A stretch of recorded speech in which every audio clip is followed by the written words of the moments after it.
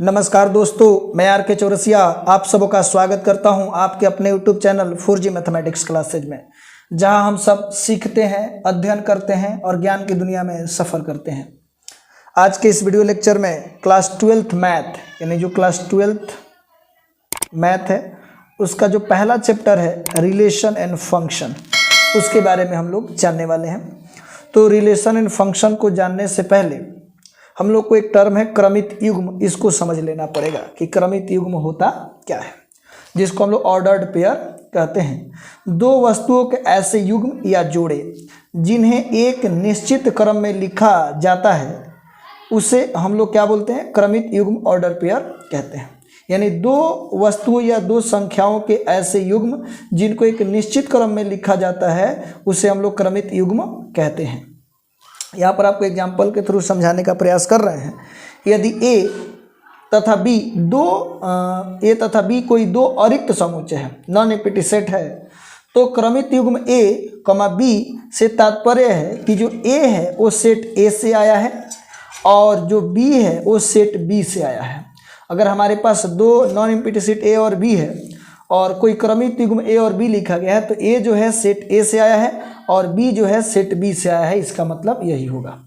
समझ पा रहे हैं कि दो सेट अरिक्त समुच्चय दिया ए और बी और एक क्रमित युग्म दिया गया है क्या, ए बी, तो ए जो है सेट ए से आया है और बी जो है सेट बी से आया है, इसका मतलब यही है। हम लोग एक नेक्स्ट टॉपिक जो है क्रमित युग्मों की समानता, equality of two ordered pair. तो दो युग्मों के जो क्रमित युग्मों के जो समानता है वो क्या है उसको समझते हैं। तो दो क्रमित युग्म ए और बी तथा सी और डी समान होंगे यदि उनके संगत घटक समान होगा। जैसे अगर आपको ए कमा बी, एक ये क्रमित युग्म है और दूसरा क्रमित युग्म ये है, ये दोनों बराबर कब होगा, जब ए बराबर सी होगा और बी बराबर क्या होगा, डी। यानी ए बराबर क्या होना चाहिए, सी, और बी बराबर होना चाहिए डी, तब जाकर के दोनों क्रमित युग्म क्या होंगे, समान होंगे। समझ गए होंगे। चलिए, कोई दिक्कत नहीं। अब हम लोग नेक्स्ट टॉपिक जो है उसको समझते हैं।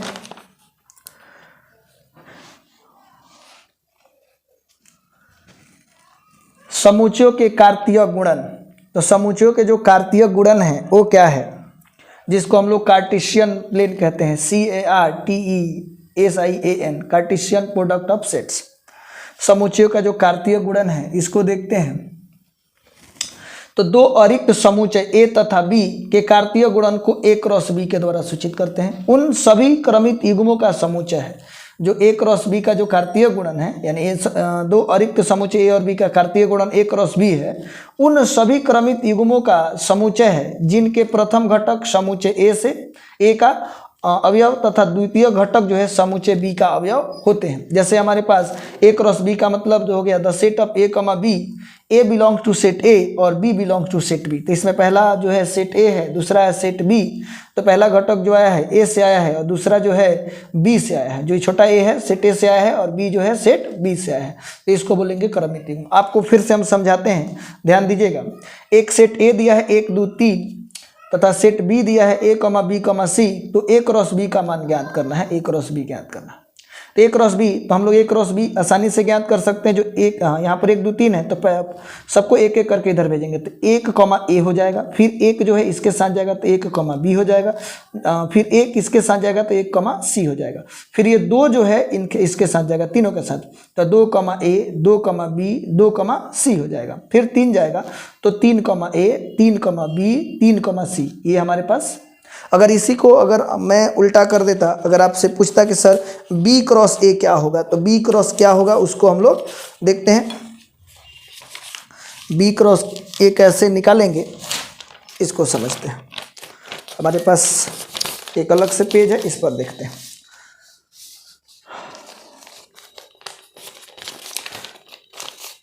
देखिए, देख पा रहे ए दिया है, अगर यहीं पे हम निकाल देते हैं बी क्रॉस ए क्या होगा, तो बी क्रॉस ए निकालने के लिए हम लोग देखेंगे, थोड़ा सा और इसको आगे बढ़ा देते हैं। बी क्रॉस ए, तो बी क्रॉस ए, तो पहला अवयव बी से आएगा, दूसरा अवयव ए से आएगा, तो इसको इधर भेजेंगे तो ए किसके साथ जाएगा, तो ये हो जाएगा a,1 a,2 a,3, ये जो ए है तीनों के साथ हो गया। फिर बी को भेजेंगे तो हो जाएगा b,1 b,2 b,3। उसी तरीक़ा से सी जाएगा तो सी जाएगा c,1 c,2 और c,3। ये जो होगा b क्रॉस ए हो गया। तो हम लोग यहाँ पर ये भी देख पा रहे हैं कि a क्रॉस b 1, a है, इसमें देखिए a,1 है, तो ये बराबर है क्या, इसमें प्रथम घटक a है, 1 है, इसमें प्रथम घटक a है, तो यानी हम लोग ये बोल सकते हैं कि a क्रॉस b जो होता है, आप समझ पा रहे हो, a क्रॉस b ये बराबर नहीं होता है b क्रॉस a के। आगे हम लोग समझेंगे इसी चीज़ को। देखिएगा इधर हमारे पास दूसरा प्रश्न है, एक सेट दिया है, ए जो है वो क्या दिया, x, y दिया है तथा b जो दिया 1,2, तो a क्रॉस b तथा b क्रॉस a निकालते हैं। तो पहले a क्रॉस b निकालेंगे तो पहला अवयव जो है सेट a से आएगा, तो हम लोग a जो दिया x, y, तो इसको भेजते हैं इधर, तो x,1 x,2, फिर y जाएगा तो y,1 और y,2। अब b क्रॉस a निकाल लेते हैं, तो पहला अवयव जो होगा वो कहाँ से आएगा, सेट b से आएगा, तो इधर से इसको इधर भेजेंगे तो 1,x 1,y, फिर 2 भेजेंगे तो 2,x और उसके बाद 2,y हो जाएगा। ठीक है, और नोट में यहाँ पर देख रहे हैं ये x,1 है, ये 1,x है, ये सब अलग अलग है। इसका मतलब a क्रॉस b और b क्रॉस a बराबर नहीं है, तो हमने इधर नोट में लिख दिया कि a cross b not is equal to b cross a, ये बराबर नहीं है। समझ पा रहे होंगे। अगर आपको समझ में आ रहा है तो वीडियो को लाइक कर दीजिए। अगर हमारे चैनल पर अभी नए हैं तो इस चैनल को सब्सक्राइब कर दीजिए। इस चैनल पर आपको क्लास 12th की बेसिक तैयारी कराई जाएगी और लास्ट में आपको प्रत्येक चैप्टर का हो, फिजिक्स का हो या मैथ का हो, गेस क्वेश्चन भी मिलेगा। तो इस चैनल को सब्सक्राइब करके भी रख लीजिए ताकि वहाँ पर जब हम गेस क्वेश्चन अपलोड करें तो आपको पता चले, नोटिफिकेशन मिले। तो चलिए अब हम लोग नेक्स्ट देखते हैं। ये नेक्स्ट टॉपिक जो है वो कार्तीय गुणनफल का आलेखीय निरूपण, इसको समझेंगे। तो समुच्चयों a तथा b के कार्तीय गुणन का जो आलेखीय निरूपण करने के लिए समुच्चयों a तथा b को वेन आरेख के द्वारा, वेन डायग्राम के द्वारा प्रदर्शित करते हैं। उसके बाद a के प्रत्येक अवयव को b के प्रत्येक अवयव को क्या कर देते हैं, निर्दिष्ट रेखाखंड यानी डायरेक्टेड लाइन सेगमेंट के द्वारा हम लोग क्या करते हैं, निरूपित करते हैं। ये तो डिफिनीशन है, लेकिन बेसिक बात आपको समझ में आ जाएगा क्या हम बताने की प्रयास कर रहे हैं। जैसे एक सेट ए दिया है जो 2, 4, 6 है और एक सेट दिया है 3,5, तो a क्रॉस b निकालेंगे तो पहला सेट a से आएगा, अवयव जो a से आएगा तो 2,3 2,5, फिर 4 जाएगा तो 4,3 4,5, फिर 6 जाएगा तो 6,3 और 6,5, a क्रॉस b आ गया। लेकिन इसी को अगर सेट ए है तो सेट ए को हम लोगों ने वेन आरेख किसी को बोलते हैं, एक बॉक्स के अंदर हमने लिख दिया वृत्त के अंदर, तो ये हो जाएगा 2, 4, 6 2, 4, 6। और इधर जो हम देख रहे हैं सेट बी में दिया है 3,5, तो a क्रॉस b निकालना है। तो हम लोग a क्रॉस b जब निकालने के प्रयास करेंगे तो ये जो होगा इसमें देखिए 2 कहाँ गया है, 3 के पास, फिर 2 कहाँ गया है, 5 के पास, फिर 4 कहाँ गया है, 3 के पास, फिर कहाँ गया है तो 5 के पास, 6 जो है वो 3 के पास गया है, फिर ये कहाँ गया है 5। तो ये जो है a क्रॉस b का ये क्या है, आलेखीय निरूपण है। उसके बाद नेक्स्ट टॉपिक जो है उसको समझ लेते हैं। करें कि दो समुच्चयों के कार्तीय गुणनफल में अवयवों की संख्या। अब यहाँ पर मैं आपको बता दूं, जैसे सेट ए में कितने अवयव है, यहाँ पर एन ए देखा जाए तो एन ए में कई गो अवयव है, 3 गो है, और एन बी में कई गो अवयव है, तो आप देख लीजिए 2 गो। एन ए क्रॉस बी में कितने अवयव आए हैं, तो इसमें देख लीजिए 1, 2, 3, 4, 5, 6, तो 6 गो अवयव है। तो कैसे आया है, तो यहाँ पर लास्ट में यही निष्कर्ष निकलेगा, एन ए क्रॉस बी जो होता है वो हो जाता है एन ए गुण एन बी, यानी कि हम लोग इसको एन ए में 3 गो अवयव है, एन बी में 2 गो, तो 3 दूनी 6। तो यही तो आया है कि ए क्रॉस बी में कितने अवयव है, 6। यहाँ पर समझ लेंगे पहले। तो ये दिया दो समुच्चयों के कार्तीय गुणन में अवयवों की जो संख्या होगी वो कितना होगा। तो समुच्चय ए में अगर 3 गो है, समुच्चय बी में अगर 2 गो है, तो इसके गुणन में जो होगा 3 दूनी 6 गो होगा। तो 1, 2, 3, 4, 5, 6 गो आया है। इधर भी वही समझ में आ रहा होगा। यदि ए तथा बी दो परिमित समुच्चय है, परिमित मतलब जिसके अवयवों को गिना जा सकता है, परिमित हो, तथा उनके कार्तीय गुणन A क्रॉस B में अवयवों की संख्या, ध्यान से फिर से, यदि A तथा B दो परिमित समुच्चय हो तो उनके कार्तीय गुणन A क्रॉस B में जो अवयवों की संख्या होगी, अवयवों की संख्या समुच्चय A तथा B में अवयवों की जो संख्या है उसके गुणनफल के बराबर होगी। यानी आप यहाँ से ही बोल सकते n A क्रॉस B बराबर जो होगा n A इंटू के n B, यानी A क्रॉस B में अवयवों की संख्या जो होगी A में अवयवों की संख्या समुच्चय B में अवयवों की संख्या के गुणनफल के बराबर होगी। यही डिफिनीशन में लिखा गया है, आप समझ पा रहे होंगे। चलिए अब नेक्स्ट समझते हैं इसी चीज को। देखिए, यदि एक सेट है, एक सेट ए है जिसमें अवयवों की संख्या m है, एक सेट बी है जिसमें अवयवों की संख्या n है, तो n a क्रॉस b में जो अवयवों की संख्या होगी, अभी सूत्र लिखे थे n a क्रॉस b बराबर n a into n b. तो n a क्रॉस b, तो इसका मान तो दिया है n a बराबर m और n b बराबर n, तो n a क्रॉस b बराबर m n हो जाएगा। यहाँ तक भी कोई दिक्कत नहीं है। अब हम लोग बात करते हैं जो संबंध है, उस संबंध को देख लेते हैं कि संबंध क्या होता है। तो बहुत ही बेहतरीन तरीका से आपको समझना पड़ेगा। अगर कोई भी डाउट है तो आप ज़रूर कमेंट कीजिए, नेक्स्ट वीडियो में आपके कमेंट को देख करके उसका आंसर दिया जाएगा। तो संबंध, हम लोग आम जीवन में भी बहुत तरह के संबंध देखते हैं। कोई किसी का भाई है, किसी का दोस्त है, किसी के बेटा है, किसी के पिता हैं, ये बहुत तरह के रिलेशन है। ऐसे आप जीजा साली का भी रिलेशन जानते हैं। तो आम जीवन में तो रिलेशन अलग प्रकार के होते हैं, लेकिन जो मैथ में रिलेशन है वो क्या है, तो एक समुच्चय ए से बी में जो संबंध होता है वो ए क्रॉस बी का एक उप समुच्चय होता है। इस बात को समझना पड़ेगा। एक टर्म यहाँ पर आ रहा है उप समुच्चय। तो सबसे पहले हम लोग ये समझ लेते हैं कि उप समुच्चय होता क्या है। उप समुच्चय अगर समझ में आ गया तो आगे हम लोग को समझने में कोई दिक्कत नहीं होगी। समझ लेते हैं कि उप समुच्चय किसे कहते हैं।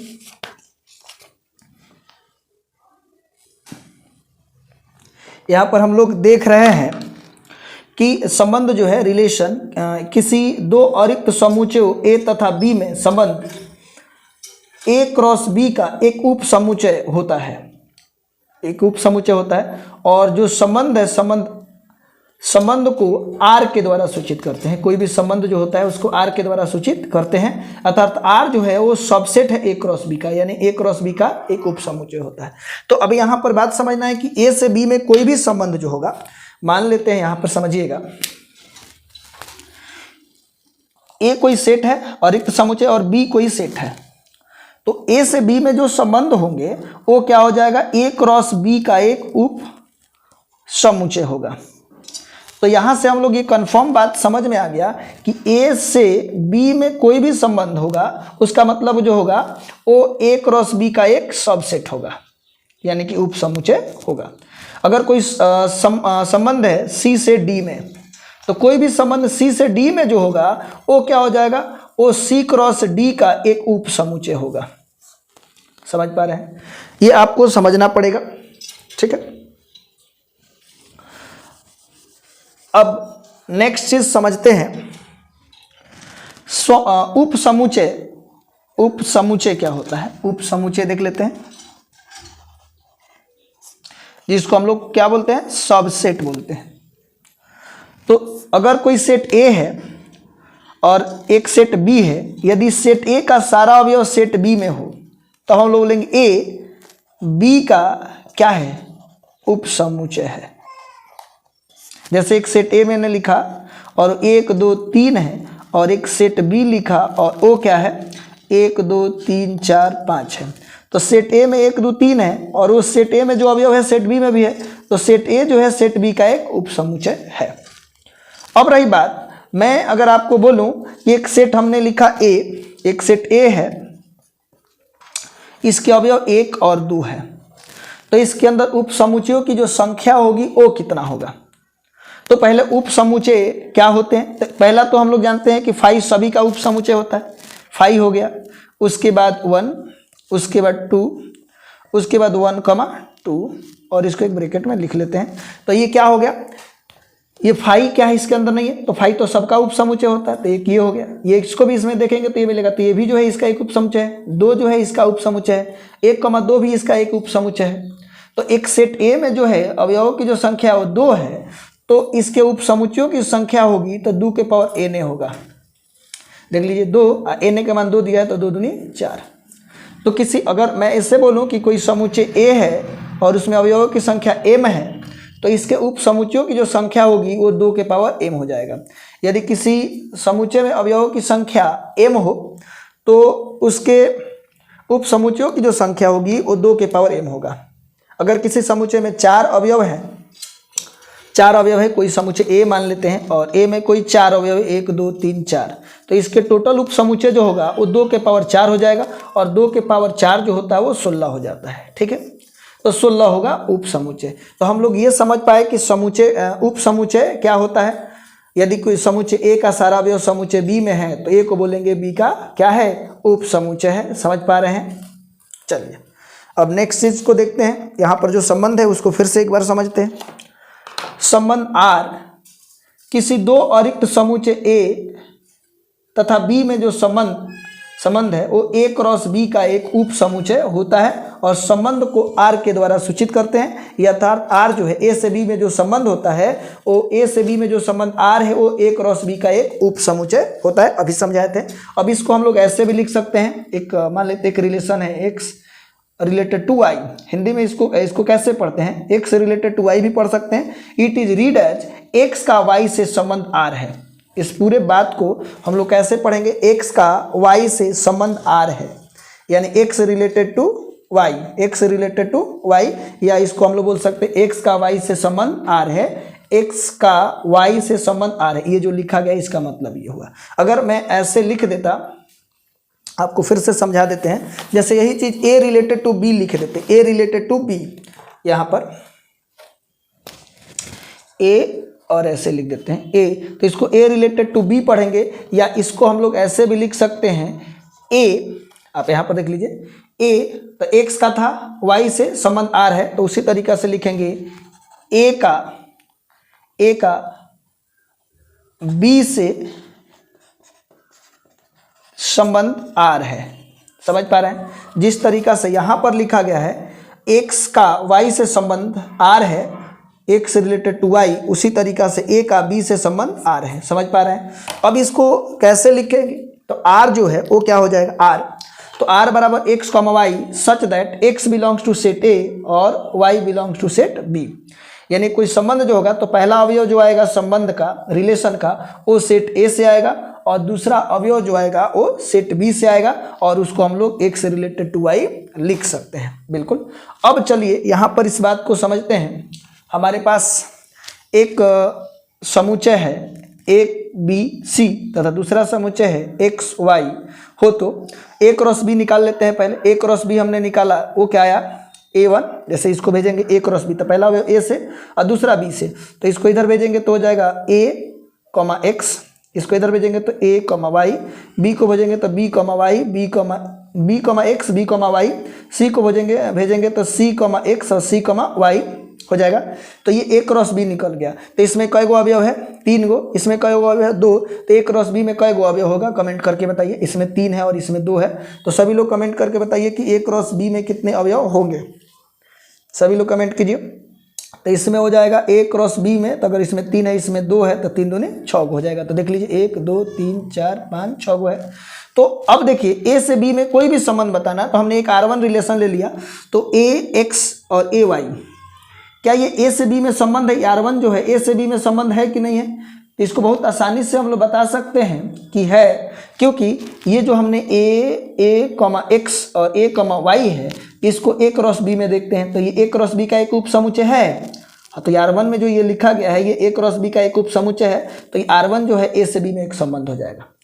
R2 जो है B comma y, C comma x, C comma Y, एक ए से बी में संबंध है कि नहीं है? R1 जो है वो है, इसलिए क्योंकि इसको हम लोग देखा जाए तो ये जो है ए क्रॉस बी का एक उप समुच्चय है। उप समुच्चय इसलिए कि इसको इसमें ढूंढेंगे तो मिल जाएगा, यानी कि इसका सारा अवयव इसमें है। इसका मतलब ये जो है इसका एक उप समुच्चय है। इसका मतलब अगर R2 ए क्रॉस बी का एक उप समुच्चय है तो R2 ए से बी में एक संबंध है। यहाँ तक क्लियर है? कोई दिक्कत है तो बताइए। एक और हम लोग रिलेशन लिख सकते हैं, जैसे मान लेते हैं हम ये R3 ही ले लेते हैं। चलिए अब ए एक्स बी एक्स और सी कमा एक्स, क्या ये ए से बी में एक संबंध है? तो बिल्कुल है। क्यों संबंध है? तो ऐसे हम लोग इस बात को समझ सकते हैं क्योंकि इसमें जो है ये जो हमारे पास दिख रहा है A comma x, B comma y, C comma, तो ए से ए क्रॉस बी का एक उप समुच्चय है। ये जितने भी है, ये जो दिख रहा है R3 जो है ए क्रॉस बी का एक उप समुच्चय है, तो R3 ए से बी में एक संबंध हो जाएगा। एक R4 भी हम लिख सकते थे।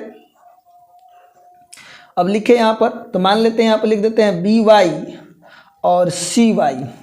तो क्या ये जो हमने R4 लिखा है, R4 बी कमा वाई और सी कमा वाई ए क्रॉस बी का एक उप समुच्चय है? तो बिल्कुल ए क्रॉस बी का एक उप समुच्चय है, इसलिए ये जो है क्या होगा, ये जो है ए से बी में एक संबंध होगा। यानी ए से बी में जो संबंध होने का संबंध जो R है वो कब होगा? ए से बी में संबंध जब R जो है ए क्रॉस बी का एक उप समुच्चय होगा। समझ पा रहे हैं? चलिए, तो ए से बी में संबंध का मतलब हो जाएगा ए से बी में संबंध, जो अगर कोई ऐसा संबंध है जो ए क्रॉस बी का एक उप समुच्चय है तो हम लोग ए से बी में उसको संबंध बोलेंगे। तो ए क्रॉस बी का प्रत्येक उप समुच्चय ए से बी में एक संबंध होता है, ऐसे भी समझ सकते हैं। ए क्रॉस बी का प्रत्येक उप समुच्चय, अब यहां पर समझते हैं ए क्रॉस बी का प्रत्येक,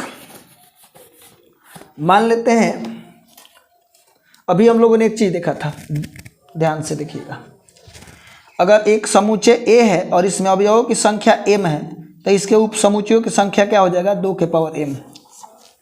बिल्कुल समझे थे। अब हम लोग दूसरी बात समझ लेते हैं कि जो हमारे पास कोई भी संबंध जो है R, वो ए से बी में संबंध तब कहलाएगा जब ए क्रॉस बी का एक उप समुच्चय होगा। या ऐसे बोल सकते हैं ए क्रॉस बी के प्रत्येक उप समुच्चय, ए क्रॉस बी के प्रत्येक उप समुच्चय ए से बी में संबंध होंगे। ए क्रॉस बी का प्रत्येक उप समुच्चय ए से बी में क्या होगा? संबंध होगा। तो अब यहाँ पर थोड़ा सा बात समझते हैं, एक चीज समझाते हैं। जैसे हमारे पास एक सेट ए है जिसमें अवयवों की संख्या m है, एक सेट b है इसमें अवयवों की संख्या n है, तो ए क्रॉस बी में अवयवों की संख्या कितनी होगी? वो हो जाएगा m गुणे n। इसको गुणा कर लेते हैं तो निकल जाता है। अब दूसरी बात यहाँ पे समझते हैं, अगर समुच्चय ए में अवयवों की संख्या m है तो इसमें उप समुच्चयों की जो संख्या होगी 2 के पावर m होगा। एक समुच्चय b है, इसमें अवयवों की संख्या n है, तो इसके उप समुच्चयों की संख्या कितना हो जाएगा? तो 2 के पावर n हो जाएगा। एक समुच्चय जो है ये क्या है? समुच्चय ही होता है। ए क्रॉस बी क्या है? समुच्चय ही होता है। तो ए क्रॉस बी में अवयवों की संख्या mn है, तो ए क्रॉस बी के टोटल उप समुच्चय कितना हो जाएगा? 2 के पावर mn। यहाँ तक कोई दिक्कत नहीं है। या आप ऐसे लिख सकते हैं 2 के पावर na गुणे nb। तो अगर ए क्रॉस बी के कुल उप समुच्चयों की जो संख्या है 2 के पावर mn या 2 के पावर na इंटू nb, 2 के पावर na इंटू nb, ये क्या है? ए क्रॉस बी के कुल उप समुच्चय है। और ए क्रॉस बी में कुल समुच्चय जो कुल जो अवयव जो है mn है, तो इसके उप समुच्चयों की जो संख्या होगी इतना होगी। और अभी हम लोग संबंध के डेफिनेशन में एक बात समझे थे कि सर कोई भी संबंध R जो होता है वो ए क्रॉस बी का एक उप समुच्चय होता है। तो हेकर उप समुच्चय कय गो? तो 2 के पावर na गुणे nb। तो ए से बी में जो संबंध होगा, ए से बी में संबंध, ए से बी में संबंधों की कुल संख्या कितना हो जाएगा जी? तो कुल संख्या 2 के पावर na गुणे nb या 2 के पावर m इंटू के n, ये संबंधों की संख्या हो जाएगी। तो चलिए अब हम लोग देखते हैं इधर संबंधों की संख्या।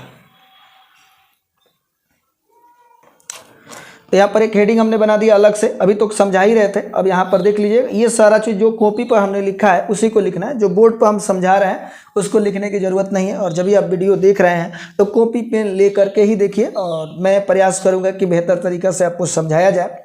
अगर कोई भी दिक्कत है तो कमेंट जरूर कीजिए, समझ में नहीं आए तो संबंधों की जो कुल संख्या है, टोटल नंबर ऑफ रिलेशन, तो माना ए तथा बी कोई दो अरिक्त परिमित समुच्चय है, यानी कि परिमित का मतलब होता है जिनके अवयवों को गिना जा सकता है, जिसमें क्रमशः m तथा n अवयव हैं। अर्थात na जो है सेट a में अवयवों की संख्या m है और सेट b में अवयवों की संख्या n है। तो a क्रॉस b में टोटल संख्या जो होगा m इंटू के n हो जाएगा। तो इसलिए a से b में कुल उप समुच्चयों की संख्या कितना होगा। तो हम लोग जानते हैं कि अगर कोई समुच्चय b है चाहे a है, उसमें अवयव अगर n होगा तो इसमें उप समुच्चयों की संख्या 2 के पावर n, इसमें उप समुच्चयों की संख्या, इसमें अगर सेट A है इसमें अवयवों की संख्या m है तो इसके उप समुच्चय जो हो गया 2 के पावर m होगा। तो a क्रॉस b में इतना अवयव है तो इसके कितने उप समुच्चय होंगे, तो इसके उप समुच्चय 2 के पावर mn हो जाएगा। तो अतः हम लोग a से b में जो संबंधों की जो कुल संख्या है वो कितनी हो जाएगी, 2 के पावर mn या 2 के पावर n गुणे nb। ए से बी में संबंधों की जो संख्या होगी वो निकल गया। अब हम लोग इसी में समझ लेते हैं, जैसे यहाँ पर समझने वाली बात है, एक सेट ए है ए बी सी और एक सेट बी दिया है 5 6 7, तो ए से बी में कुल संबंधों की संख्या कितनी होगी। तो बहुत आसान है, यहाँ पर समझ लीजिए, एक सेट ए दिया है इसमें अवयवों की संख्या कितना है 3, ए बी सी 3 गो है, और एक बी दिया है 5 6 7, इसमें भी अवयवों की संख्या कितनी है 3। तो किसी समुच्चय में अवयवों की संख्या को हमने इसके पहले वाला वीडियो में बताया था कि उसको हम बोलते हैं कार्डिनल संख्या, कार्डिनल संख्या या कार्डिनल नंबर कहते हैं, कार्डिनल नंबर कहते हैं इसको, समझ लीजिए। तो इसका सेट ए का जो कार्डिनल नंबर है वो कितना है 3 है, तो इसको बोलते हैं cardinal number of set A is equal to 3, cardinal number of set B is equal to 3। या ऐसे बोल सकते हैं समुच्चय में अवयवों की जो संख्या वो 3 है, समुच्चय बी में अवयवों की संख्या जो है वो भी 3 है। तो ए से बी में जो संबंधों की कुल संख्या होगी 2 के पावर n गुणे एन ए गुणे एन बी, तो 2 के पावर एन ए के मान भी दिया है 3 और एन बी के मान भी 3, तो 3 गुणे 3 तो 3 3 9, तो 2 के पावर 9 हो जाएगा। और ये कई बार ऑब्जेक्टिव प्रश्न में पूछा भी गया है, आप समझ पा रहे हैं। तो 2 के पावर क्या हो जाएगा n हो जाएगा, समझ रहे हैं। तो अब हम लोग नेक्स्ट जो है उसको समझते हैं, नेक्स्ट जो पॉइंट है अभी हम प्रांत और परिसर को समझेंगे, ठीक है। तो चलिए अब हम लोग समझ लेते हैं कि संबंध का जो है प्रांत तथा परिसर, domain and range of a relation. तो हम लोग अब समझने वाले हैं संबंध का जो प्रांत और परिसर। उसमें सबसे पहले हम लोग समझ लेते हैं संबंध का जो प्रांत क्या होता है, प्रांत को देखते हैं। और इसको समझने से पहले एक छोटा सा एग्जाम्पल से आपको समझाने का प्रयास करते हैं, आप इधर ध्यान दीजिएगा। एक सेट हमारे पास है, आप देख लीजिए, एक सेट ए जो है वो क्या दिया है, एक सेट हमारे पास 1, 2, 3 है, एक समुच्चय है। तो ए क्रॉस ए निकालेंगे तो क्या मिलेगा, तो खुद के साथ, तो 1 1 के साथ रिलेट होगा, फिर 1 2 के साथ, फिर 1 3 के साथ, एक अब उसके बाद हो गया 2, तो 2 1 के साथ, 2 2 के साथ और 2 3 के साथ। अच्छा, उसके बाद 3 जो है 1 के साथ, फिर 3 जो है 2 के साथ और 3 जो है 3 के साथ, इतना रिलेशन बनेगा। मतलब कि एक सेट ए जो है और एक सेट बी जो है, जिसमें ए है और ये भी ए है, तो ए से ए में तो इधर 1 2 3 है, 1 2 3 है, तो 1 1 के साथ, फिर 2 के साथ, फिर 3 के साथ, 2 भी इसी तरीक़ा से, 3 भी इसी तरीक़ा से जाएगा। तो ये हमारे पास ए क्रॉस ए बनेगा, आप समझ पा रहे होंगे। अब आपको हम समझाते हैं, इसमें से जो प्रांत और परिसर है, तो इसमें से कोई एक रिलेशन हम आर ले लेते हैं, ठीक है, आर। तो इसमें से कोई भी एक उप समुच्चय ले लेंगे, ये जो हमको दिख रहा है 1 क्रॉस ए, इसमें से कोई भी एक ले लेते हैं। तो इसमें समझ लेते हैं 1, 1 और 1, 3 और 2, 2 और 3, 1 मान लेते हैं। इस तरीक़ा से हमने ले लिया। तो ये जो संबंध आर जो दिख रहा है, इसमें प्रथम घटक ये है, ये सब क्या है, प्रथम घटक है। तो किसी संबंध का जो प्रथम घटक होता है उसको प्रांत कहते हैं, संबंध का जो है वो प्रांत कहते हैं। तो इसका जो प्रांत होगा, तो प्रथम घटक के जो समुच्चय होते हैं उसी को आर का संबंध कहा जाता है। तो इसमें प्रथम घटक 1 है, तो फिर इसमें 1 आ रहा है तो नहीं लिखेंगे, 2 आ रहा है तो 2 लिख देंगे, फिर इसमें 3 आ रहा है तो 3 आएंगे। तो किसी संबंध के क्रमित युग्मों के जो प्रथम घटक होते हैं, वो प्रथम घटक का जो अगर समुच्चय के रूप में लिख देंगे तो हो जाएगा प्रांत। अब इसका अगर परिसर की बात किया जाए, रेंज की बात किया जाए, तो जो दूसरा घटक होता है वो क्या हो जाता है, हमारा रेंज हो जाता है। तो जैसे देख लीजिए 1 और ये क्या है 3, उसके बाद आ गया 2 और फिर 1, तो 1 आ रहा है तो 1 तो लिख चुके हैं। तो ये हमारे पास जो एक रिलेशन आर जो आप देख रहे हैं, उसका प्रांत जो होगा प्रथम घटक होगा और परिसर जो होगा वो द्वितीय घटक होगा। आप भली भांति समझ गए होंगे। अब हम लोग इधर देख लेते हैं कि प्रांत और परिसर किसे कहते हैं। तो देखिए, संबंध का जो प्रांत है वो क्या है, तो संबंध का जो प्रांत जिसको डोमेन ऑफ रेंज कहते हैं और डोमेन ऑफ रिलेशन कहते हैं। समुच्चय ए से समुच्चय बी में संबंध आर एक संबंध है। पहले बात समझिए, समुच्चय ए से समुच्चय बी में आर जो है वो क्या है, एक संबंध है, अर्थात R is subset of A cross B. ये तो बात से ए से बी में अगर आर एक संबंध है तो ए क्रॉस बी का एक सबसेट होगा। तो आर का जो प्रांत होगा क्रमित युग्मों के सभी प्रथम अवयवों का समुच्चय, सभी प्रथम अवयवों के समुच्चय को, ये लिखा हुआ है को, संबंध का प्रांत कहते हैं। मतलब जो प्रथम घटक होगा वही प्रांत होगा। इसे DOM-R के द्वारा, यानी कि डोमेन आर इसको पढ़ेंगे, डोमेन आर के द्वारा सूचित करते हैं, DOM-R के द्वारा सूचित करते हैं। अतः DOM-R जो है वो क्या हो जाएगा, x such that x belongs to set A, यहाँ पर x such that x belongs to A और x, y belongs to relation. तो ये जो पहला जिसमें देख रहे हैं x, y belongs to relation है, तो इसमें जो पहला अवयव है x, और x को ही हम लोग क्या बोलते हैं, प्रांत कहते हैं। मतलब आपको आगे चल करके हम बहुत अच्छे से समझा देंगे। यानी कि किसी संबंध के जो प्रथम घटक जो होगा, जैसे x, y जो है एक रिलेशन में है, तो x क्या है, प्रथम घटक, तो प्रथम घटक जो होगा वही हमारा प्रांत होगा। संबंध का जो परिसर होता है उसको हम लोग बोलते हैं रेंज ऑफ ए रिलेशन, इसमें भी ए लगा सकते हैं। तो रेंज ऑफ ए रिलेशन, संबंध आपको नहीं दिख रहा है, अब से फिर से दिखेगा। अब हम लोग नेक्स्ट जो हमारा टॉपिक है वो क्या है, संबंध, संबंध का परिसर, संबंध का परिसर यानी रेंज ऑफ ए रिलेशन। संबंध आर को क्रमित युग्मों के, संबंध आर के क्रमित युग्मों के सभी द्वितीय घटक, जो द्वितीय घटक होते हैं आर के, जो दूसरे घटक हैं उसके समुच्चय को हम लोग संबंध आर का जो है वो क्या बोलेंगे, संबंध आर का जो है वो परिसर कहते हैं, और इसे रेंज आर के द्वारा सूचित करते हैं। जैसे हमारे पास y, belongs to b, y such that y belongs to b, x, y belongs to r, एक रिलेशन है x, y, तो ये दूसरा घटक y है, तो दूसरे घटक को ही हम लोग बोलते हैं, क्या बोलते हैं, परिसर कहते हैं। आपको एक एग्जाम्पल के थ्रू हम समझाने का प्रयास करते हैं, आप यहाँ पर ध्यान दीजिएगा।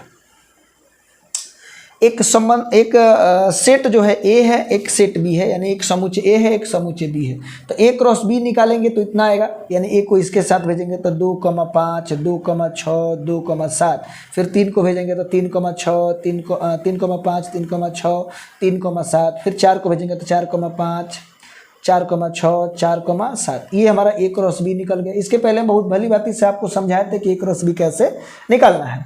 तो इसी में से एक उप समुच्चय ले लेते हैं, माने A क्रॉस B का कोई भी अगर उप समुच्चय लिया जाएगा वो A से B में संबंध होगा। A क्रॉस B का प्रत्येक उप समुच्चय A से B में एक संबंध होता है, तो इसमें सामने एक ले लिया, वो ले लिया 2, 5, 2, 7, 4, 6, एक संबंध हो गया। तो ये R1 जो एक संबंध है, इस R1 का अगर प्रांत लिखना होगा तो ये जो संबंध R है इसके प्रथम घटक जो होंगे वो प्रांत होंगे। तो पहला घटक क्या है, 2, तो 2, फिर दोबारा है तो नहीं लिखेंगे, सेट के अंदर रिपीटिशन अलाउ नहीं होता है। तो फिर 4 आ रहा है तो 4। तो ये जो R1 जो एक संबंध है A से B में, उसके प्रथम घटक जो है वो प्रांत होंगे और द्वितीय घटक जो होगा वो परिसर होगा। समझ पा रहे होंगे। अब आपसे कोई पूछेगा, एक हम यहाँ पर लिख देते R2 जो है वो हमारे पास है, मान लेते हैं ये दिया हुआ 2,5, 3,7 और यहाँ पर दिया है 4,7। अब इसमें हम बोले R2 का प्रांत बताइए, तो क्या बताइएगा आप सभी लोग कमेंट करके बताइए। और R3 का प्रांत, R3 का परिसर, सॉरी R3 नहीं, R2 का, R2 जब ये दिया है तो R2 का प्रांत और R2 का परिसर आप लोग कमेंट में जरूर लिखिए। अब इसका कमेंट में लिखिए, और कॉपी में लिख रहे होंगे तो कॉपी में भी लिख लीजिएगा और कमेंट करके जरूर बताइए कि इसका R2 का प्रांत क्या होगा और परिसर क्या होगा। अब हम लोग जिस तरीका से समुच्चय का रिप्रेजेंटेशन देखे थे उसी तरीका से अब हम लोग समझने वाले हैं कि जो हमारा संबंध होता है, संबंध का निरूपण कैसे करते हैं। तो संबंध का निरूपण कितने प्रकार से होता है, तो संबंध का जो निरूपण है वो 3 प्रकार से होता है। एक है रोस्टर रूप, उसमें भी सेट में भी आप देखे थे, जिसको हम लोग सारणीबद्ध रूप भी बोल सकते हैं, सूचीबद्ध रूप भी बोल सकते हैं, या तालिका विधि भी कहते हैं। तो एक संबंध मान लेते हैं, दिया x related to y implies that x cube is equal to y हो, तो यहाँ पर अगर मान लेते हैं कि x का मान अगर 1 रखेंगे तो y का मान भी 1 आएगा, x का मान अगर 2 रखेंगे तो y का मान 2 का क्यूब 8 हो जाता है, तो y का मान 8 हो जाएगा। और 3 रखेंगे x का मान तो 3 का क्यूब कितना हो जाएगा, 27। तो इस तरह 1 रिलेटेड टू 1, 2 रखेंगे तो कितना हो जाएगा, y का मान 8, 3 रखेंगे तो 27। तो इस संबंध को हम लोग रोस्टर रूप में अगर लिखें तो 1 रखे थे तो 1 आया है, 2 रखे हैं तो 8 आया है और 3 रखे हैं तो 27 आया है। तो रोस्टर रूप में क्या होता है, कोई भी संबंध होते हैं उनके अवयव दिखाई देते हैं, उसको हम लोग रोस्टर रूप में बोलते हैं। बिल्कुल सही है, आप लोग लिख लीजिए। और आपको नहीं समझ में आ रहा होगा तो ऑफलाइन में भी आप मेरे से इसको लिखे रहिएगा, तो पूछिएगा तो हम अच्छा आपको समझा देंगे, ठीक है। और जो लद्दी में आपका क्लास स्टार्ट होने वाला है क्लास 12th का, वो जो है 1 तारीख से स्टार्ट होगा, यानी 1 नवंबर से स्टार्ट हो जाएगा लद्दी में क्लास 12 क्लास का। तो जो भी आपके जानने वाले होंगे चाहते हैं कि उनका रिजल्ट बढ़िया हो तो ज़रूर संपर्क कराइए, ठीक है। अब हम लोग नेक्स्ट देखते हैं।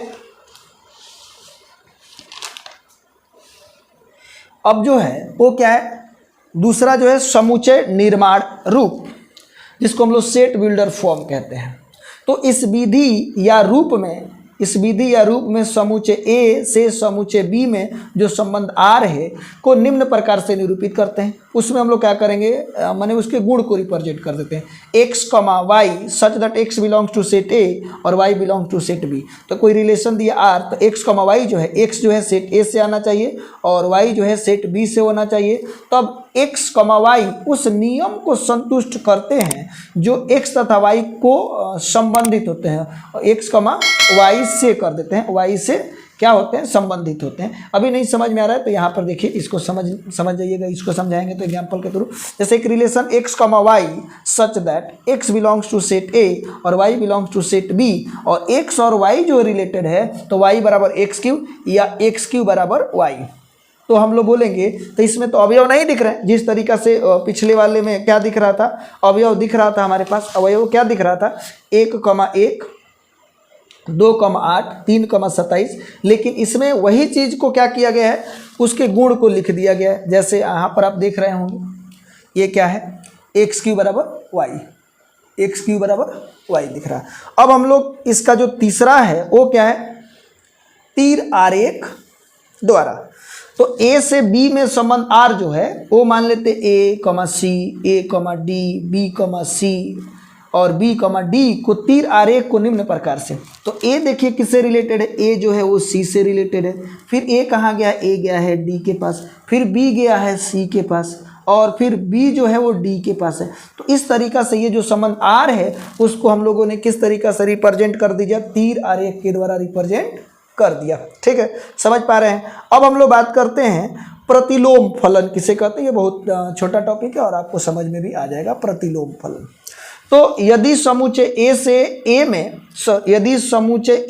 b में कोई संबंध r है, मान लेते हैं कोई संबंध a से b में कोई संबंध r है, तो r के प्रतिलोम संबंध जो होता है वह संबंध है, r का जो प्रतिलोम संबंध है वह संबंध है जो a के प्रत्येक क्रमित युग्म, जो भी क्रमित युग्म है, जैसे a, b है बिलोंग्स टू r, तो उलट दिया जाता है, तो इसको हम लोग बोल देंगे b, a belongs to r inverse.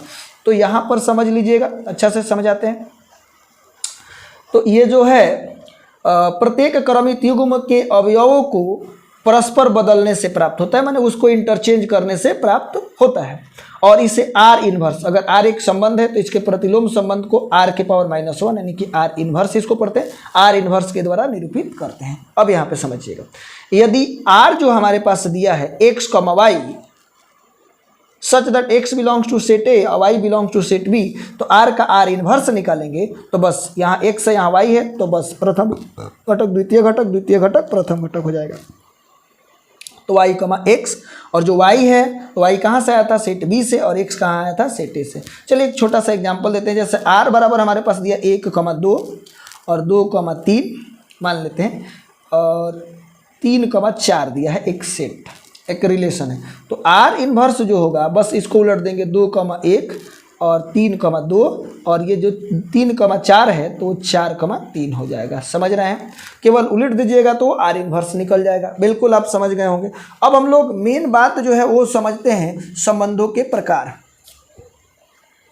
जो संबंध है उसके प्रकार देखते हैं। तो संबंध के प्रकार समझने के लिए जो क्लास 12th हम लोग पढ़ रहे हैं, तो क्लास 12th में जितने भी संबंध होंगे उसको हम लोग जो भी संबंध होंगे वो द्विआधारी संबंध होंगे। और द्विआधारी संबंध क्या होते हैं, तो जिस तरीके से ए से बी में जो संबंध होता है वो द्विआधारी संबंध नहीं होता है। ए से ए में जो संबंध होता है उसको हम लोग द्विआधारी संबंध कहते हैं। तो ए से ए में जो संबंध होता है, कोई भी जो ए से ए में जो संबंध आप देखते हैं, ए से ए में संबंध जो होता है ए क्रॉस ए का एक उप समुच्चय होता है। ए से ए में जो भी संबंध होता है वो क्या होता है, तो ए क्रॉस ए का एक उप समुच्चय होता है। तो हम लोग जो 12th क्लास में जो संबंध की बात करेंगे वो संबंध कौन सा होगा, तो वो संबंध होगा द्विआधारी संबंध। कौन सा संबंध होगा, द्विआधारी संबंध। तो समुच्चय ए से ए में संबंध आर को, यानी समुच्चय ए से ए में संबंध आर को हम लोग द्विआधारी संबंध कहते हैं। यदि ए से ए में ही अगर कोई संबंध आ रहा है उसको द्विआधारी संबंध कहेंगे। देखिएगा, एक सेट ए दिया गया है 1,2, तो हम लोग 1 क्रॉस ए निकालेंगे तो 1 का 1 से रिलेशन, फिर क्या करते 1 2 1 2, तो 1 का 1 से 1 का 2 से 2 का 1 से 2 के 2 से, तो ये हमारे पास 1 क्रॉस ए निकल गया। तो 1 क्रॉस ए में से कोई एक रिलेशन हम ले लेते हैं R1। तो R1 जो हमने लिखा है A क्रॉस ए का ही एक क्रॉस ए का एक उप समुच्चय है, इसलिए ये जो संबंध हमने लिखा है ये द्विआधारी संबंध है। इसी में से एक R2 हम ले लेते हैं और वो लिख देते हैं 1,2 2,1 और 2,2। क्या ये जो संबंध है ए से ए में ही है, क्योंकि ए से ए में संबंध इसलिए है क्योंकि ए क्रॉस ए का ही उप समुच्चय है, इसलिए ये जो संबंध है द्विआधारी संबंध है। तो द्विआधारी संबंध का मतलब अगर ए से ए में संबंध की बात किया जाएगा तो उस संबंध को हम लोग द्विआधारी संबंध कहते हैं। बिल्कुल आप समझ गए होंगे। अगर आपको वीडियो अच्छा लग रहा है तो वीडियो को लाइक कमेंट और इस चैनल को सब्सक्राइब कर लीजिए। और इस चैनल पर आपको क्लास 12 से रिलेटेड जो 2024 में एग्ज़ाम में अच्छे नंबर स्कोर करने के लिए जो भी मटेरियल हो सकता है वो सारे के सारे प्रोवाइड किए जाएंगे और बहुत ही लाजवाब मटेरियल होगा और आप उसको पढ़ करके अच्छे से अपना एग्ज़ाम दे सकते हैं और अच्छा नंबर ला सकते हैं। तो इस चैनल को सब्सक्राइब जरूर कर लीजिए, ठीक है। अब हम लोग जो द्विआधारी संबंध में जो पहला संबंध हम लोग देख रहे हैं वो रिक्त संबंध है। तो रिक्त का मतलब जो होता है इम्पिटी होता है, खाली होता है, वो कोई नहीं होना चाहिए।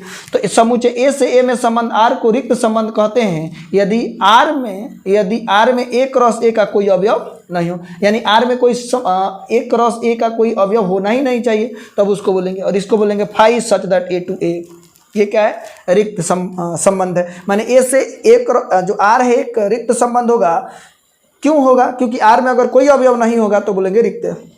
सार्वत्रिक या समष्टीय संबंध जो है, सार्वत्रिक या समष्टीय संबंध जो है जिसको हम लोग बोलते हैं यूनिवर्सल रिलेशन। क्या बोलते हैं, यूनिवर्सल रिलेशन। ये क्या होता है इसको समझते हैं। तो ए से ए में संबंध आर को सार्वत्रिक संबंध कहते हैं यदि समुच्चय ए का प्रत्येक अवयव ए के सभी अवयव से क्या हो, संबंधित हो। यानी सभी अवयव जो हो, ए का प्रत्येक अवयव ए के सभी अवयव से अगर संबंधित है तो बोलेंगे हम लोग क्या है, यानी आर जो होना चाहिए वो ए क्रॉस ए पूरा होना चाहिए। यानी आर सबसेट नहीं लिखे यहाँ पर, देख लीजिए आर बराबर ए क्रॉस ए। तो चलो एक एग्जाम्पल के थ्रू समझते हैं। ए बराबर हमने लिख दिया, एक सेट ए जो है समुच्चय ए 1 2 है, तो इसका ए क्रॉस ए निकालेंगे तो ये भी निकल जाएगा। ए क्रॉस ए निकालिएगा तो इसमें क्या है 1 2 और इसमें भी 1 2 हो जाएगा। तो ये सेट ए है, भी सेट ए है। तो ए क्रॉस ए, तो 1 का 1 से, फिर 1 का 2 से, फिर 2 का 1 से, 2 का 2 से। तो ये जो हमारे पास संबंध आया वो ए क्रॉस ए का, ठीक है। अब हमने एक जो संबंध आर लिखा है वो सारे अवयव ले लिए, माने ये ए क्रॉस ए ही पूरा का पूरा ले लिए। तो जो आर है वो किसके बराबर है, ए क्रॉस ए का। तो जब आर ए क्रॉस ए के बराबर हो जाए तो इस संबंध जो आर जो हमने लिखा है इसको सार्वत्रिक संबंध कहते हैं। आपको नहीं दिख रहा है, यहाँ पर देखिएगा, फिर से समझाते हैं। ये जो सार्वत्रिक संबंध समझाए थे आई थिंक आपको दिखा नहीं था, फिर से आपको बता देते हैं। थोड़ा सा प्रॉब्लम ये हो जा रहा है कि मोबाइल स्टैंड पर रख करके और हम भूल जा रहे हैं कि इसको अरेंज करना है, ठीक है। फिर से समझाते हैं। जो हमारे पास सार्वत्रिक या समष्टीय संबंध जो है वो क्या है, तो यूनिवर्सल रिलेशन। समुच्चय ए से ए में संबंध आर को सार्वत्रिक संबंध कहते हैं यदि समुच्चय ए का प्रत्येक अवयव ए के सभी अवयव से संबंधित हो। यानी आर जो होना चाहिए ए क्रॉस ए हो जाए। जैसे एक सेट हमने लिया, एक सेट ए जो है वो 1 2 है, तो ए क्रॉस ए निकालेंगे तो ये मिलेगा। देख लीजिए, एक ए ले लिया और इधर भी ए लिए, तो ए क्रॉस ए का मतलब 1 का 1 से रिलेशन, 1 का 2 का रिलेशन, 2 का 1 से, 2 का 2 से। तो जो हमारे पास एक क्रॉस ए निकल गया।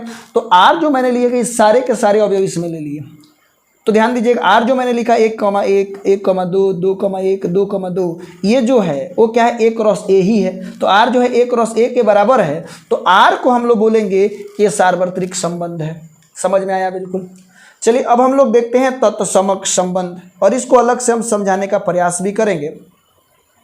तत्समक संबंध, तो ये तत्समक संबंध क्या होता है इसको जान लेते हैं।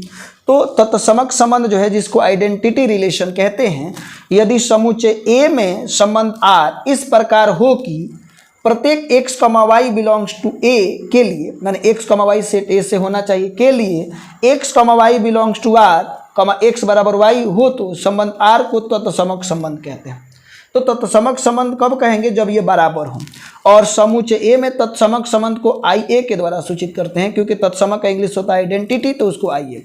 तो समुच्चय ए में है तो आई ए, अगर बी में होता तो आई बी, और सी में होता तो आई सी। समझ पा रहे हैं आप? तो समुच्चय ए में तत्समक संबंध को आई ए के द्वारा सूचित करते हैं। अब आप समझिएगा कैसे हम लोग पहचानेंगे कि तत्समक संबंध है कि नहीं है। तो यहाँ पर देखिएगा एक संबंध जो एक समुच्चय ए जो दिया है 2,1,2,3, तो मैंने एक रिलेशन लिया है, तो इसमें जितने भी अवयव हो खुद के साथ रिलेट होना चाहिए। 1,1, 2,2, 3,3। तो जो हमने लिखा था x बराबर y, तो यहाँ पर भी देखिए x का मान है, y का मान, x बराबर y है कि नहीं, x बराबर y है कि नहीं, x बराबर y है कि नहीं। यानी हम बोल सकते हैं सेट ए में जितने भी अवयव हो उसको खुद के साथ अगर रिलेशन दे दिया जाए केवल, और कितना ही, इसके अलावा और कुछ नहीं होना चाहिए, तब इसको बोलेंगे ये तत्समक संबंध है। उसके बाद जो है हमारे क्लास 12th में जो संबंध पढ़ना है वो 3 संबंध है। उसमें पहला संबंध आप देखो, क्लास 12 में जाओगे, बुक एनसीईआरटी निकालोगे तो एनसीईआरटी बुक में यही संबंध आपको दिखाई देगा।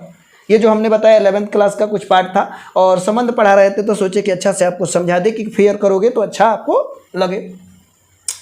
तो जो ये स्वतुल्य संबंध है, ये क्लास 12 का पहला संबंध आपको उसमें दिखाई देगा। तो स्वतुल्य, सममित, संक्रामक, ये जितने भी संबंध हैं वो सारे के सारे द्विआधारी संबंध हैं। तो स्वतुल्य संबंध जिसको रिफ्लेक्सिव रिलेशन कहते हैं। रिफ्लेक्सिव रिलेशन क्या होता है? तो किसी समुच्चय ए में संबंध आर, समुच्चय ए में संबंध आर को स्वतुल्य संबंध कहते हैं यदि और केवल यदि, यानी इफ एंड ओनली इफ। यदि और केवल यदि को हम लोग सिंबल के रूप में IFF भी लिखते हैं, इफ एंड ओनली इफ, और यदि और केवल यदि लिखते हैं। अगर IFF मैंने लिख दिया, इसका मतलब हो जाएगा यदि और केवल यदि। ठीक है। अब देखिए हमने एक उदाहरण लिया है, आप यहाँ पर देखोगे एक सेट ए जो है वो 1, 2, 3 है। तो R1 जो मैंने ले लिया, एक रिलेशन हमने लिया 1,1, 2,2, 3,3। तो यदि और के यहाँ पर फिर से समझा देते हैं। स्वतुल्य संबंध जो होता है, किसी समुच्चय ए में संबंध आर को स्वतुल्य संबंध कहते हैं यदि और केवल यदि x, x belongs to R for all x belongs to, ये इस तरीक़ा से जो लिखे हैं इसको पढ़ते हैं फॉर ऑल। फॉर ऑल का मतलब सभी के लिए क्या हो जाएगा, और ये होता है इफ एंड ओनली इफ। तो अब आपको समझा देते एग्जाम्पल के थ्रू, बहुत अच्छे से समझा देते। एक सेट ए दिया है, तो इसमें जो भी है इसके एक रिलेशन हमने लिख दिया 1, 1,1, 2,2, 3,3, 1,3। तो इसमें 1, 2, 3 है, ये सारे के सारे होना चाहिए खुद के साथ इसका रिलेशन। जैसे 1 दिख रहा है यहाँ पर, उस तरीक़ा से 1, 1 के साथ रिलेशन, 2, 2 के साथ, 3, 3 के साथ। इसके अलावा कुछ हो चाहे नहीं, अगर नहीं हो तो अगर ये केवल इतना ही होता और ये नहीं होता तो ये तत्समक संबंध भी हो जाता और स्वतुल्य भी संबंध हो गया। लेकिन अगर इसके अलावा ई हो और इसके अलावा कुछ हो तो इसको कोई फर्क नहीं पड़ता है। स्वतुल्य को ये होना चाहिए, इसके अलावा क्या है क्या नहीं है उससे कोई मतलब नहीं है। एक क्रॉस एक और दूसरा भी अवयव हो सकता है, लेकिन ये सब होना चाहिए। तो 1,1, 2,2, 3,3 अगर है तब हम लोग बोलेंगे कि स्वतुल्य संबंध है। क्या ये जो मैंने लिखा है स्वतुल्य संबंध है? बिल्कुल है। स्वतुल्य इसलिए क्योंकि 1, 2, 3 है तो 1, 1 है, 2, 2 है, 3, 3 है और इसके अलावा कुछ नहीं है। तो यहाँ पर आप ये भी बोल सकते हो सर ये तो स्वतुल्य भी है, क्या ये तत्समक भी है? तो बिल्कुल स्वतुल्य भी है, तत्समक भी है। तो यहाँ से एक बात हम लोग लिख सकते हैं कि सभी तत्समक संबंध, सभी तत्समक संबंध, सभी तत्समक संबंध स्वतुल्य संबंध होते हैं, स्वतुल्य संबंध होते हैं। लेकिन सभी स्वतुल्य संबंध जो है वो तत्समक संबंध नहीं होते हैं। आप इसको नोट में लिख लीजिएगा। किस में लिख लीजिएगा? नोट में लिख लीजिएगा। और 10 रुपये का नोट में लिखिएगा लोग, ठीक है। 100 रुपये में लिखिएगा तो गड़बड़ हो जाएगा, तो 10 रुपये के नोट में आप लोग लिख लीजिएगा, ठीक है। अब हम लोग नेक्स्ट जो है वो क्या है? सममित संबंध। इसको समझते हैं कि सममित संबंध क्या होता है। तो क्लास 12th में जाओगे तो दूसरा संबंध आपको ये मिलेगा, सममित संबंध, जिसको अंग्रेजी में सिमेट्रिक रिलेशन कहते हैं। तो सिमेट्रिक रिलेशन क्या होता है? तो किसी समूचे ए में किसी संबंध आर को सममित संबंध कहते हैं, सिमेट्रिक रिलेशन कहते हैं, यदि और केवल यदि, यानी इफ एंड ओनली इफ, यदि x, y belongs to relation, तो इसका उल्टा भी होना चाहिए, यानी y, x belong to relation होना चाहिए। यहाँ तक कोई दिक्कत नहीं है। जैसे भी हमने लिखा, एक सेट लिखा 1 2 3, ये सेट है, एक समुच्चय है। तो R1 जो मैंने लिखा एक रिलेशन 1, 2, तो इसका उल्टा भी होना चाहिए। तो 1, 2 दिया तो 2, 1 होना चाहिए। 3, 1 दिया तो इसका उल्टा भी होना चाहिए। तो अगर ऐसा सबका उल्टा मिल रहा है तो समझिएगा कि वो कौन सा संबंध है? तत्समक संबंध, हाँ, सममित संबंध है। वो क्या है? अगर उल्टा मिल रहा है, जैसे x, y है रिलेशन में, तो y, x भी अगर रिलेशन में मिल रहा है, इसकी उल्टा भी मिल रहा है, तब हम लोग बोलेंगे कि वो जो संबंध है सममित संबंध है। समझ पा रहे हैं? अब जो है नेक्स्ट जो है संक्रामक संबंध। तो संक्रामक संबंध क्या होता है? तो यहाँ पर देखिएगा, संक्रामक संबंध, ट्रांजिटिव रिलेशन। आप ऐसे संक्रमित बीमारी देखें, ऐसा बीमारी जो एक व्यक्ति को होता है वो दूसरे व्यक्ति में भी ट्रांसफर हो जाता है, तीसरे व्यक्ति में हो जाता है। उसी तरीका से इसको समझिएगा तो आसानी से समझ में आ जाएगा। तो संक्रामक संबंध जो होता है वो क्या है? तो किसी समुच्चय ए में कोई संबंध आर को हम लोग संक्रामक संबंध कहते हैं, यदि और केवल यदि x, y, आपको दिख रहा है x, y belongs to r, और इसमें जो y है फिर y किसी के साथ रिलेट होना चाहिए। यहाँ पर y है तो y रिलेटेड टू z, माने y, z belongs to r, वो भी रिलेशन में है। तो इसमें का पहला और इसमें का जो है अंतिम रिलेशन में होना चाहिए। जैसे ये मिल गया ना, ये संक्रमित हो गया ना, इसमें भी y है और जा करके टच कर गया तो ये भी संक्रमित हो गया। तो यहाँ पर ये जो मिल गया तो ये जो होना चाहिए x और y दूसरे रिलेशन में होना चाहिए, तब हम लोग बोलेंगे कि ये संक्रमक संबंध है। संक्रमक, कई लोग संक्रामक भी बोल देते हैं, तो संक्रमक संबंध लिखा हुआ है, ठीक है। संक्रामक ज़्यादा डिफरेंस नहीं है, जिसको हम लोग अंग्रेजी में ये, ठीक है, ट्रांजिटिव रिलेशन कहते हैं। एक सेट ए जो है वो उसमें क्या है? 1, 2, 3, 1, 2, 3। तो R1 मैंने लिया 1, 2, अब 2, 3 भी है। यहाँ पर देख लीजिए संक्रमित हो गया। तो 2, 3 अगर संक्रमित हुआ तो इसका पहला और इसका आखिरी होना चाहिए। तो 1, 3 रिलेशन में है, तो हम लोग बोलेंगे कि ये क्या है? संक्रामक संबंध है।